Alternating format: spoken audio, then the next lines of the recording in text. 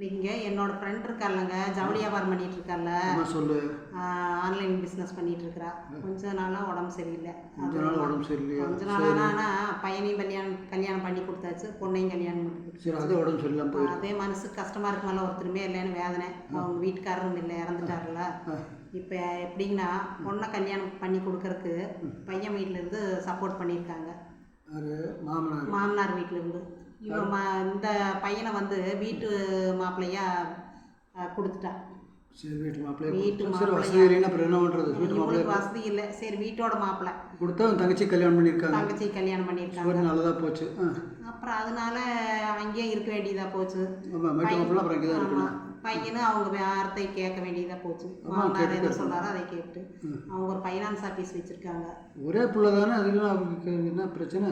ஒரே பிள்ளையா இருந்தாலும் அவர் என்னங்கிறாரு, ஒரு 5000 ரூபாய் எடுத்துருக்கிறாரு. அவங்க அம்மாவுக்கு உடம்பு சரியில்லை, கம்மியாக இருக்குன்ட்டு ஒரு 5000 ரூபா 10ல் ஆஸ்பத்திரி செலவுக்கு 10லன்னு ஒரு 5000 ரூபா எடுத்துட்டாரு. ஆமாம், அப்புறம் வீட்டோட மாப்பிள்ளை அப்புறம் எடுத்ததுன்னா சொல்லிட்டு எடுத்துருக்கோணுமல்ல.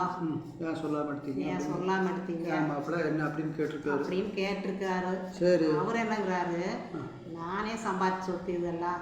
அவரே சம்பாதிச்சாரா? ஆமாம். சரி, நான் சம்பாதிச்சதுனால நான் 10 பைசா ஆறு எடுத்தாலும் கணக்கு கேட்பேன். சரி, இப்போ நானா தோணி சம்பாதிச்சது, அதனால அந்த கணக்கு சொல்லிட்டாருல. அவங்க அம்மா உடம்பு சொல்லி எடுத்துன்னு அப்புறம் என்ன முதலையே சொல்லியிருக்கோணுமல்ல. முதல்லயே சொல்லுங்க. சரி, எங்கே போகுது அப்படின்னு ஒரு கணக்கு சொல்லாமல் எடுத்துட்டாரா. சரி, அதுதான் பிரச்சனையா இருந்துச்சு. அப்புறம் மறுபடியும் ஒரு வாரம் கழிச்சு பார்த்தோம்னா திடீர்னு இது வரல, மாப்பிள்ளை ஆஃபீஸ்க்கு வரல, ஃபைனான்ஸ் ஆஃபீஸ்க்கு வரல. அப்புறம் அவங்க அம்மாவுக்கு உடம்பு சரியில்லை, கூட்டிகிட்டு போயிட்டுங்க, வந்துடுறேன் ஒரு 1 மணி நேரத்தில் வந்துடுறேன் அப்படின்ட்டு. அப்புறம் மாமனார், எப்போ இங்கே ஏகப்பட்ட வேலை இருக்குது, ஆள் பற்றாக்குறையாக இருக்குது, நீ வேற இங்கே போய் இருந்துட்டு உங்கள் அம்மா கவர்மெண்ட் ஆஸ்பத்திரி பக்கத்தில் போகக்கூடாதா, தனியாக போகக்கூடாதா அப்படின்ட்டு. நல்ல உடம்பு சரியில்லைன்னா அதனால வந்து இப்போ வீட்டோட மாப்பிள்ளைய இருக்கிறதுனால இந்த மாதிரி எல்லாம் நம்ம கேட்க வேண்டியதே இருக்குதுன்னு அவர் ரொம்ப சங்கடப்படுறாங்க. சம்பாரிச்சு கட்ட முடியல, தங்கச்சிக்கு அப்புறம் பணம் கொடுத்துருக்காருல்ல, அப்புறம் கொடுத்துருக்குறாங்கனாலும் ஃபைனான்ஸ்காரெலாம் அப்படி தான் இருப்பாங்க. அதுதான் இப்போ அம்மா ஃபோன் பண்ணி கேட்குறாப்புல, என்னப்பா எப்படி நல்லா இருக்கியான்னு கேட்டால், இப்போ ஆஸ்பத்திரி பிரச்சனையெல்லாம் முடிஞ்சு அப்புறம் ஒரு மாதம் முடிஞ்சு எப்படிப்பா நல்லா இருக்கியா என்ன அப்படின்னு அம்மா கேட்டிருக்காங்க. கேட்ட பிறகு நான் என்ன, இங்கே எல்லாமே இருக்குது, கார் இருக்குது, பங்களா இருக்குது, ஏசி இருக்குது, வேணுங்கிற வசதி இருக்குது அப்படின்னு சொல்லியிருக்கிறாப்புல. சரி, அப்புறம் நிம்மதி மட்டும் எனக்கு இல்லை. எனக்கு வந்து இந்த மாதிரி வீட்டோட மாப்பிள்ளையாக கொடுத்து இப்போ உனக்கு ஆஸ்பத்திரி செலவுக்கு வேணாலும் இங்கே கேட்டுதான் எடுக்க வேண்டியதாக இருக்குது. ஏன்னா சௌரியமாக இருக்க முடியல, என்னை இப்படி கல்யாணம் பண்ணி இப்போ வீட்டோட மாப்பிள்ளையாக கொடுத்து நான் இந்த மாதிரி வேதனைப்பட்டுட்டு இருக்க வேண்டியதாக இருக்குது. ஏதோ வசதி இல்லாமல் ஏதோ வீட்டில் இருந்தாலும் கூட உங்க கூட தான் இருந்துட்டு இருப்பேன் அப்படின்னு அம்மா சொல்கிறாப்ப. சரி, நீயாவது நல்லா இருக்கட்டு சாமி அப்படின்னு தான் நான் இப்படி கொடுத்துட்டேன்னு என்னோடய ஃப்ரெண்டு சொல்கிறான்.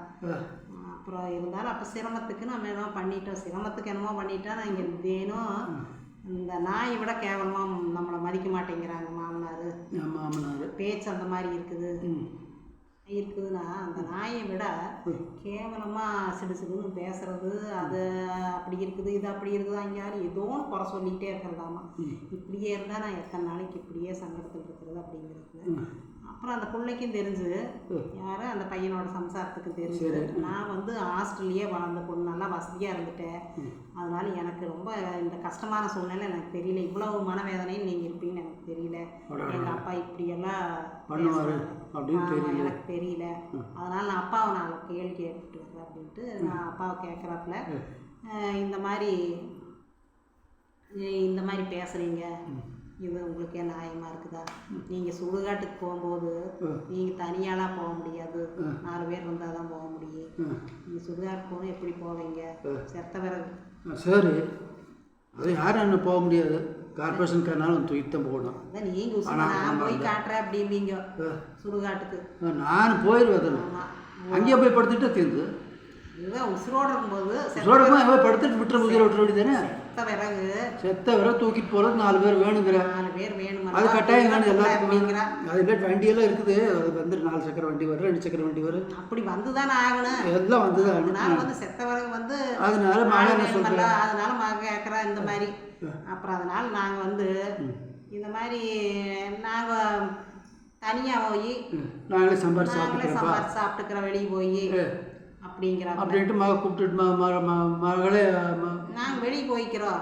இங்கே உங்கள் வருமானத்தில் நாங்கள் சம்பாதிக்கிறதுனால இந்த மாதிரி பேச்சா இருக்குது அப்படிங்கிற.